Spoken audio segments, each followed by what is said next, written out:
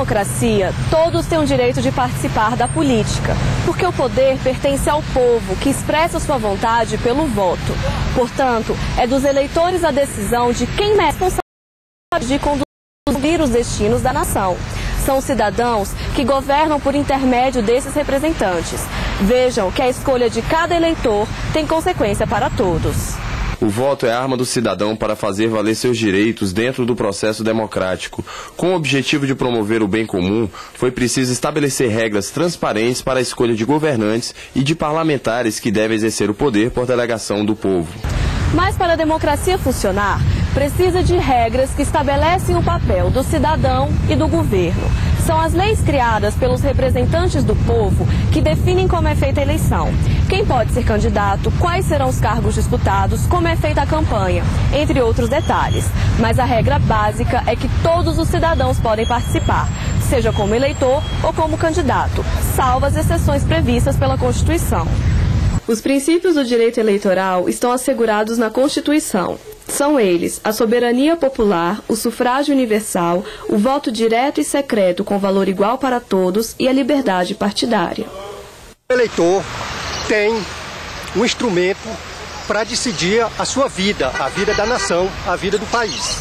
Isso se faz através do voto. O eleitor tem a liberdade, tem a autonomia completa para escolher os seus representantes mediante o voto. O cidadão pode exercer a soberania popular de várias formas ou procedimentos. Além de escolher seus representantes no voto, ele também exerce o poder por meio de referendos, plebiscitos e tem o direito de apresentar projetos de lei de iniciativa popular. A soberania do eleitor exige dele a responsabilidade do dever do voto. Assim, ele deverá, no dia da eleição, ir à sessão eleitoral para votar. Se assim ele não fizer, não puder fazer por alguma razão, ele deverá justificar junto à Justiça Eleitoral a sua ausência. O voto direto é a maneira mais efetiva do cidadão participar da condução das questões políticas e da gestão dos bens públicos. Somente o eleitor pode, ele próprio, se apresentar diante da Justiça Eleitoral para exercer o seu direito de escolher em quem votar. E para garantir que o eleitor exerça sua soberania em segurança, foi estabelecido que o voto é secreto e inviolável. Ou seja, ninguém pode delegar a outra pessoa o direito de votar. E a Justiça Eleitoral não pode revelar em quem o cidadão votou. Hoje podemos dizer que o Brasil constitui uma democracia representativa, mas foi preciso travar duras lutas para chegar até aqui. Somente com a criação do Código Eleitoral em 1932, durante o governo Vargas, é que as mulheres brasileiras conquistaram o direito de votar. Mas um pouco antes, em 1928, no Rio Grande do Norte, as mulheres puderam participar da eleição, quando inclusive foi eleita em Lages a primeira prefeita, mas que não pôde exercer o mandato em razão de o Senado ter anulado os votos de todas as mulheres daquela cidade. No período do governo militar, após o movimento de 64, o presidente da República, governadores e também um terço dos senadores eram escolhidos pelo voto indireto. Ou seja, a eleição acontecia por meio de um colégio eleitoral formado por delegados indicados pelos partidos políticos. Também não havia eleição para prefeitos das capitais, que eram escolhidos e nomeados pelo governador de cada estado. Já em áreas de segurança nacional e reservas hidrominerais, o prefeito era nomeado pelo presidente da República. Não há um eleitor que seja privilegiado numa república. Desse modo, não importa que seja uma mulher ou um homem analfabeto, ou que seja um juiz de direito. O seu voto é igualmente válido, é igualmente importante. Na sua opinião, todos nós temos a consciência do valor do nosso voto?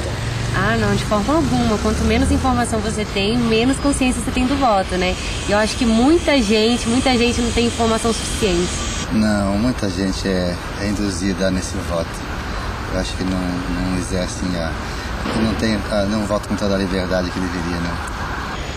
Deve melhorar a nossa consciência, porque por enquanto nós estamos meio imaturos. Muitas pessoas votam com interesse em receber alguma coisa em troca e não sabem do poder do voto que exerce sobre o seu país.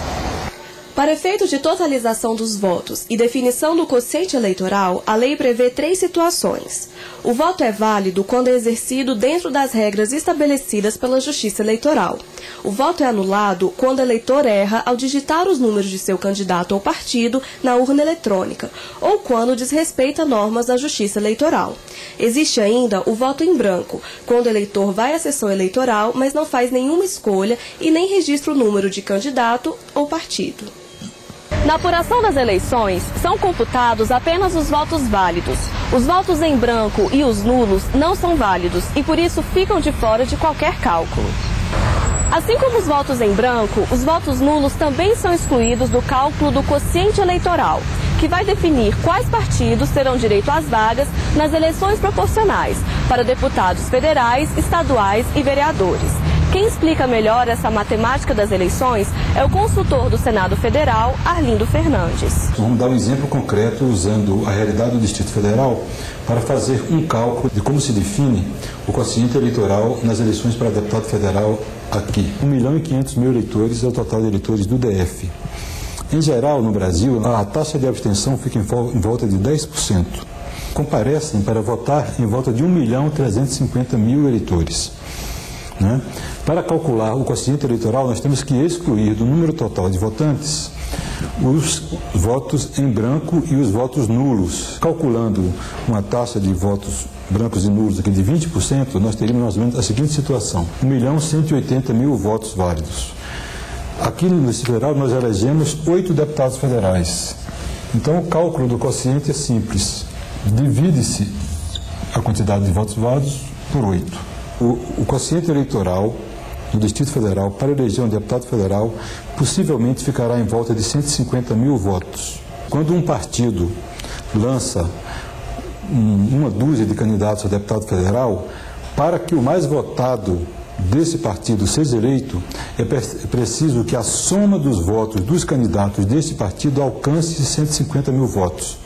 Se o quociente eleitoral for 150.000. Nesse caso, o mais votado será eleito. A segurança do voto é sempre uma grande preocupação das autoridades responsáveis pelo processo eleitoral.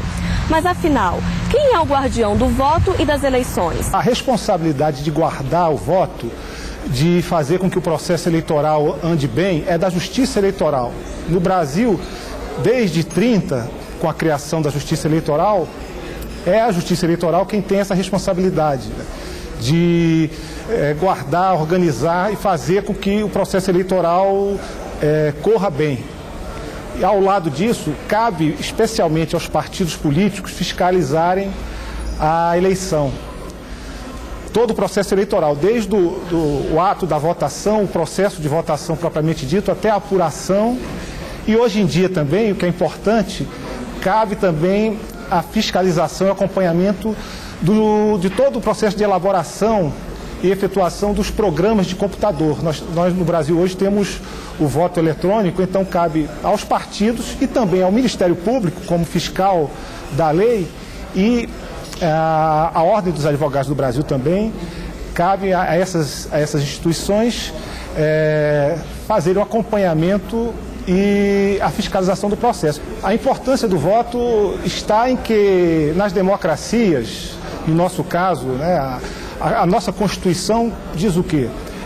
Todo o poder emana do povo, que o povo exerce esse poder diretamente ou por intermédio de representantes eleitos. Qual o meio pelo qual o povo exerce o seu poder, seja diretamente, seja através de representantes? É o voto.